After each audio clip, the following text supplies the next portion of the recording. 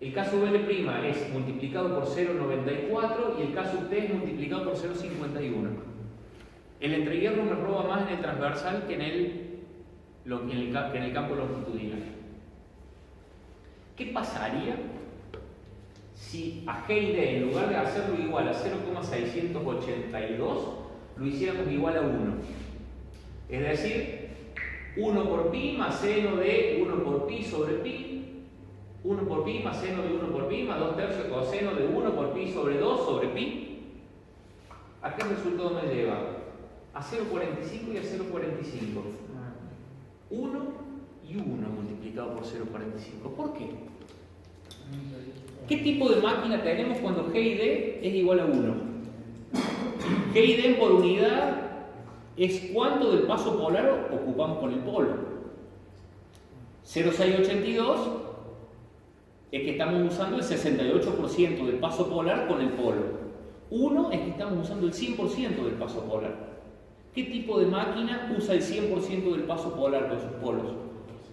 La de rotor cilíndrico, donde un polo se toca con el otro directamente. Entrehierro uniforme. Llevar a G y D igual a 1 es igual a hacer la máquina de rotor cilíndrico. Caso L y caso T' para rotor cilíndrico son iguales a 0,45.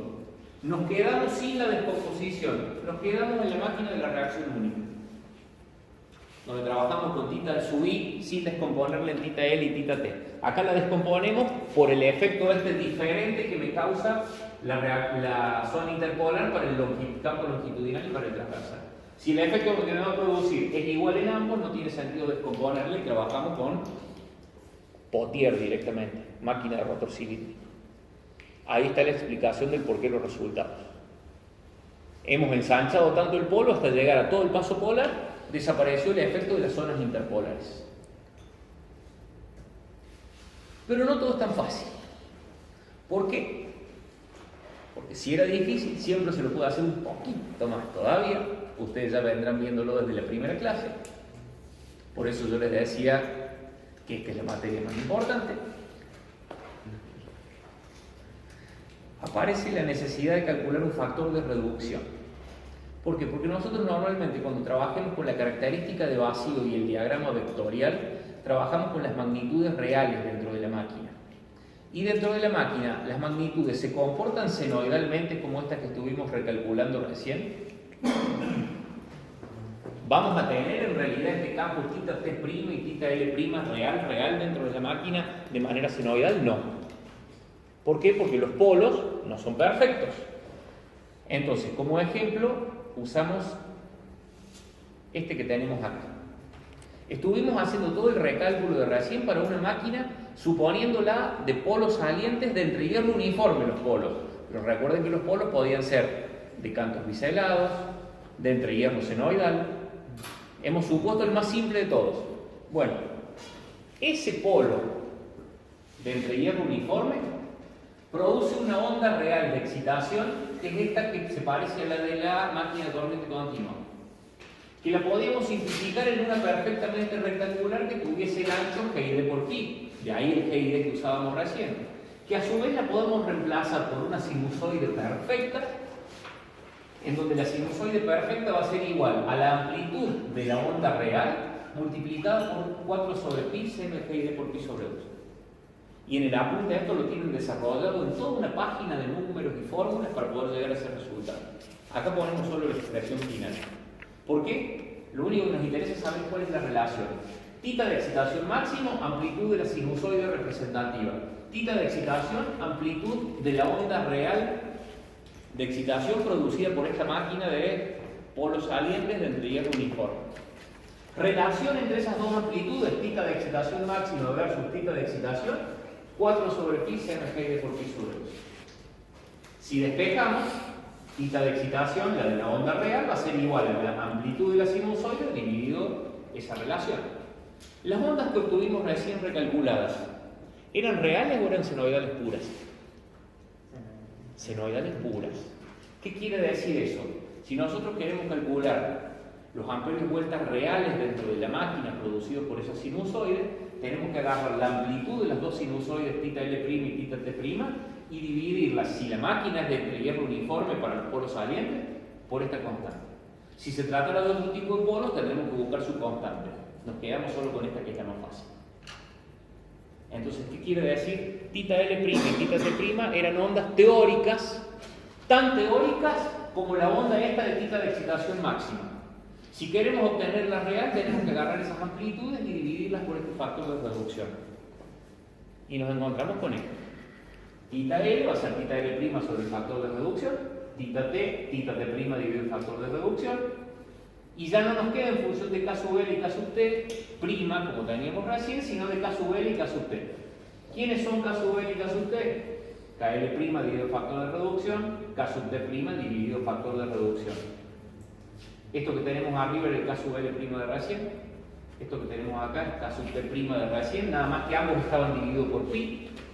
Y como ahora los dividimos por 4 sobre pi, seno de pi de por pi sobre 2, se van los pi sobre el denominador, y acá tenemos el K sub L y K sub T que necesitamos usar si queremos trabajar con la característica de vacío y con el diagrama vectorial.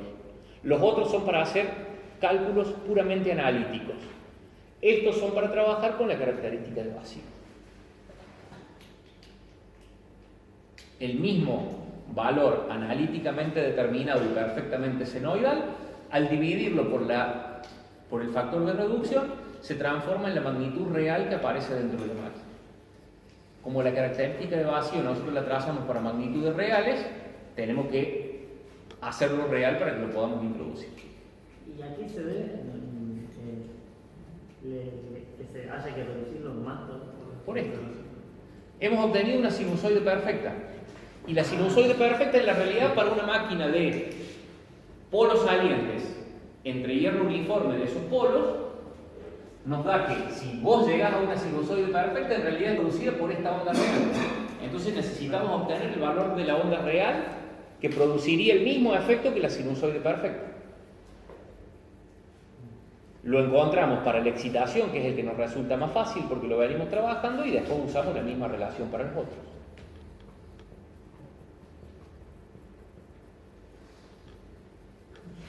¿No tenían la misma área lo que calculamos? Y si estas también tienen la misma área.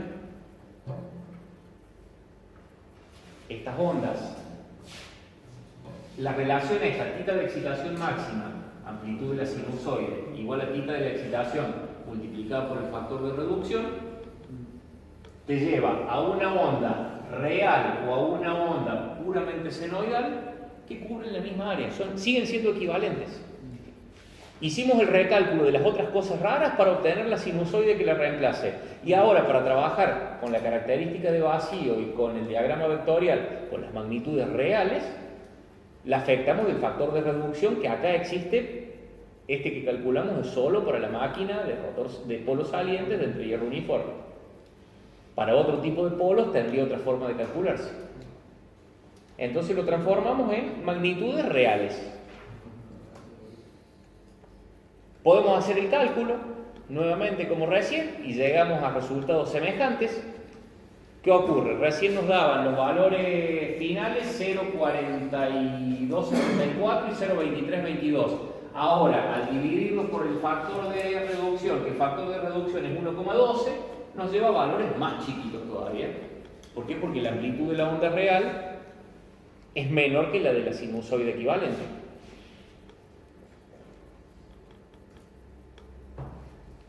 Eso es todo lo que tiene que ver con recálculo de los amperios vuelta. Cómo obtener la amplitud de la sinusoide perfecta que reemplace a la onda deformada de inducción en polos salientes para trabajar como si fuese una máquina de rotor cilíndrico y que produzca el mismo efecto, y cómo transformarla en la amplitud real de las ondas producidas por los polos o aceptadas por los polos con los que estamos trabajando en función del factor de reducción. Si se acuerdan de la primera pantalla que pusimos hoy, dijimos que íbamos a recalcular amperios vuelta y a calcular finalmente las reactancias de reacción de inducido sincrónica. Y tenemos dos formas de trabajar, como siempre, una de determinación analítica y una gráfica. ¿Cómo opera la analítica? Analíticamente vamos a trabajar con tita L' y tita T', que son sinusoides perfectas. Tita L' nos lleva a HL', que es tita L' sobre delta. Tita T', HT', tita T' sobre delta. Y acá viene la primera pregunta que les hago. ¿Por qué trabajamos con el mismo delta si el tita L es longitudinal y usa el mínimo entre hierro y el tita T' es transversal y usa la zona interpolar? Sí. Porque como hemos recalculado, hemos corregido ese fenómeno de antemano y de ahora en adelante trabajamos como si fuese un rotor cilíndrico con el mínimo entre hierro uniforme para toda la máquina. Perfecta la respuesta. Conocido el H, obtenemos la inducción. ¿Cómo obtenemos la inducción a partir de la intensidad de campo?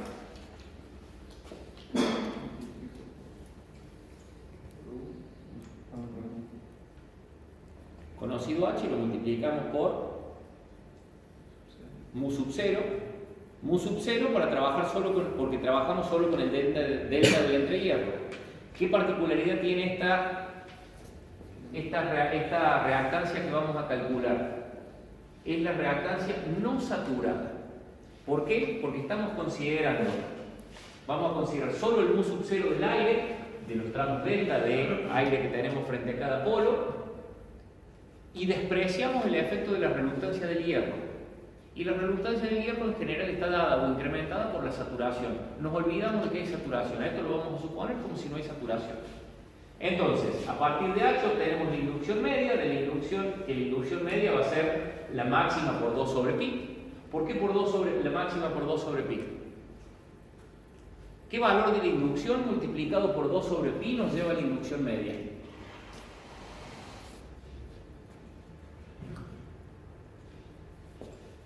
¿En qué caso, solo en qué caso, la inducción media es 2 sobre pi por la inducción máxima?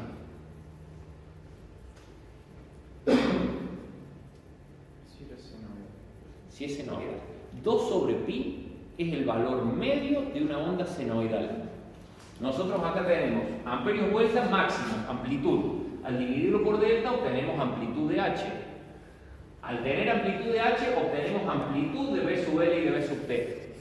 Pero para calcular el flujo debemos multiplicar inducción media por área, no inducción máxima. Y como estamos suponiendo distribución perfectamente senoidal, a la máxima multiplicada por 2 sobre pi nos da la media. La inducción media multiplicada por el pasaje, por el área de pasaje del flujo T sub P por L y D, nos da el flujo phi sub L y el flujo phi sub T. El flujo phi sub L y phi sub T terminan siendo estas dos constantes que tenemos allí. 2 sobre pi para obtener el valor medio, por las amplitudes de la inducción, por T sub P por L y D, que son las áreas de pasaje del flujo, dividido K sub C. ¿Qué es lo que es K sub C? Menos mal que no es un cuchillo y que no nos todos ustedes, pero factor de Carter no es. Factor de Carter. ¿Y por qué interviene el factor de Carter acá? Porque considere el efecto de las ranuras del inducido. Las ranuras del inducido producían una disminución de flujo, que lo producían para la excitación, pero lo producen para la reacción de inducido también. Entonces, de esa manera tenemos phi sub L y phi sub T. ¿Qué hacemos? Lo traemos a la fórmula de E y obtenemos E sub L, lo traemos a la fórmula de E sub T, de E y obtenemos E sub T. Y estas dos fuerzas electromotrices son autoinducidas. ¿Por qué son autoinducidas y no inducidas? Porque son fuerzas electromotrices inducidas en el arrollamiento de inducido, valga la redundancia, por la propia corriente del arrollamiento. Por eso se llama de reacción de inducido. ¿Existía cuando la máquina estaba en vacío? No. Apareció recién cuando comenzó a circular corriente. Entonces, toda fuerza electromotriz de autoinducción es equivalente al producto de la corriente que la induce multiplicada por una reactancia. Entonces, como nosotros sabemos con qué nivel de carga, con qué nivel de corriente en amperes está trabajando la máquina para obtener estos amperios vuelta longitudinales y transversales, para obtener estos flujos y a partir de ahí las fuerzas electromotrices, esa E sub L dividido la corriente me da la XL y me da la XT. Reactancias longitudinales y transversales no saturadas de la máquina. ¿Por qué no saturadas? Porque estamos trabajando analíticamente con los campos recalculados y olvidándonos de que pudiese haber saturación en el hierro. Trabajamos solamente con la inducción en el entrehierro, despreciando la caída de tensión magnética del hierro. Esa XL y XT, junto con la de dispersión, son las que nos daban la reactancia síncrona. ¿Se acuerdan qué era reactancia síncrona? Que vimos los otros días para la máquina de rotor cilíndrico. Era la suma de XY más XD. Ahora en realidad no tenemos una XY, tenemos una XL y una XT. La reactancia longitudinal más la transversal más la de dispersión me da la reactancia síncrona. Que como acá la longitudinal y la transversal son no saturadas, me dan la reactancia síncrona no saturada. Pero como nada es tan fácil, podemos determinarla gráficamente. A ver, fíjense qué hicimos recién. Perdón que vuelva para acá. Conocido θ L' y θ T', obtuvimos H, B máxima, B media, flujo, E y en función de eso X. Nosotros tenemos una característica de vacío a la que podemos entrar con los amperios vuelta por abscisa y obtener fuerzas electromotrices por ordenada. Características de vacío que ya sabemos trazar analíticamente si estamos desarrollando la máquina o experimentalmente si ya la tenemos construida. La máquina en vacío le damos diferentes valores de amperios vuelta de excitación y medimos los diferentes valores de voltaje de cada fase. Y trazamos la característica. Entonces, ¿qué hacemos? Yo recién partía de θ T', que eran los θ T', la amplitud de las sinusoides recalculada. Ahora parto desde θ L y θ T. ¿Qué son los θ L y θ T? Los θ L' de recién y los θ T' de recién, dividido el factor de reducción, para hacerlos reales. A esos valores, si los metemos apropiadamente en la característica de vacío, nos dan las fuerzas electromotrices. El que es más fácil de todo es el transversal. ¿Por qué? Porque el campo transversal se cierra en una zona de la máquina que no hay saturación. Entonces, traigo θ T acá, entro a la característica y obtengo E sub T. Como yo sé a qué valor de corriente está trabajando la máquina, esa E sub T es igual a I por XT, puedo despejar la XT como el E sub T que obtuve ahí dividido I. El que es un poquito más complicado es el θ L. ¿Por qué? Porque el θ L interviene en una zona del hierro que ya está previamente saturada por la excitación. Entonces, lo primero que tengo que hacer es poner la excitación, y estoy en este punto, porque sé a qué valor de excitación está trabajando la máquina, y luego de eso, a los θ L que recalculé y que le afecte el factor de reducción, los sumo si la máquina está trabajando con carga capacitiva, o los restos si la máquina está trabajando con carga inductiva. Porque si está trabajando con carga capacitiva, desde la excitación que yo tengo le tengo que sumar la reacción de inducido longitudinal, o si la máquina está trabajando con carga inductiva, yo le estoy dando esta excitación y la máquina a su vez está desmagnetizando un poco. Entro con θ de excitación, me da E sub 0. Entro con θ de excitación más θ L, y con respecto a E sub 0 me da esa variación, que esa variación es la E sub L. Si la máquina está desmagnetizada, desde θ de excitación me voy hacia atrás con los θ L, entro y me da esta E sub L, y se nota ahí el efecto de la saturación. Fíjense, igual magnitud de θ L, hacia la derecha me da un E sub L menor que hacia la izquierda. ¿Por qué? Porque si me muevo hacia la derecha me meto más en la zona de saturación de la máquina. Entonces, necesito mayor cantidad de amperios vuelta para la misma FEM, o igual cantidad de amperios vuelta me producen menos FEM. Si me voy hacia la izquierda, salgo de la zona de saturación o disminuyo la saturación de la máquina. Una carga inductiva desmagnetiza, me lleva hacia la izquierda y me hace que la E sub L sea mayor que si tuviésemos carga capacitiva o que si no tuviésemos carga longitudinal. Entonces acá, en los diferentes módulos de la E sub L que obtenemos, ¿qué vemos? El efecto de la saturación. Por ende, si desde ese E sub L y ese sub T, conocida la corriente, obtengo XL y XT, ¿esa XL va a ser saturada o no saturada? Reactancia longitudinal sacada de este gráfico, ¿será saturada o no saturada? ¿Estamos considerando la saturación? Sí, ¿cómo que no? Este gráfico me permite trabajar. Yo veo que si tengo que darle más excitación a causa de los θ L, la E sub L se hace más chica, la afecta la saturación. Si le quita excitación, la E sub L crece porque disminuye la saturación. Entonces la reactancia síncrona que yo estoy calculando desde acá, longitudinal, es conteniendo el efecto de la saturación. Por ende es la reactancia longitudinal saturada. ¿Qué diferencia tiene la saturada de la no saturada? La saturada tiene un valor para cada condición de carga. De hecho, fíjense, si desde la excitación me muevo hacia la derecha, E sub L se hace más chica, por ende, a igual corriente quiere decir que XL es más chica. Si me muevo hacia la izquierda, E sub L es más grande, a igual corriente, XL es más grande. La reactancia longitudinal varía con la saturación y la saturación varía con el estado de carga. Entonces, sacado gráficamente de acá, XL es saturada. XT, ¿es saturada o no saturada?